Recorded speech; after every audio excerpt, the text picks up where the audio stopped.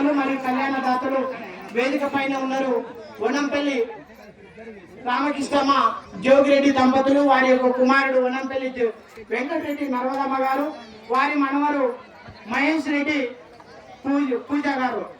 మరి అదేవిధంగా ఇక్కడ పెద్దలు మీరు అందరూ గమనించండి, దేవాలయ నిర్మాణం కోసం గత ఏప్రిల్లో మా గ్రామ ప్రజలందరి కమిటీ వేసి అందరము పునర్నిర్మాణం చేసుకోవాలని ఒక కంకణం పట్టుకుని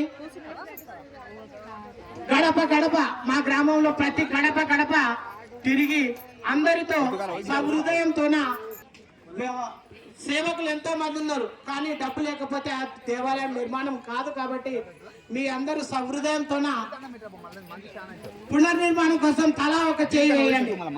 వచ్చేసారి సప్తాహారుడు అంటే సూర్యుడు 7 గుర్రాల మీద ప్రయాణిస్తాడని చెప్పేసి పెద్దలు చెప్తూ ఉన్నారు. నిన్న కూడా స్వామీజీ శివానంద స్వామి వచ్చారు, వారు కూడా చెప్పారు.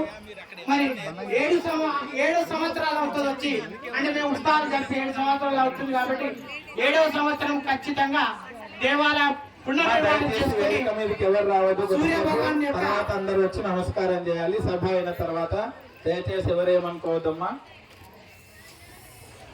సూర్య భగవాన్ యొక్క నిర్మాణం చేసుకొని ప్రతిష్ఠ చేసుకొని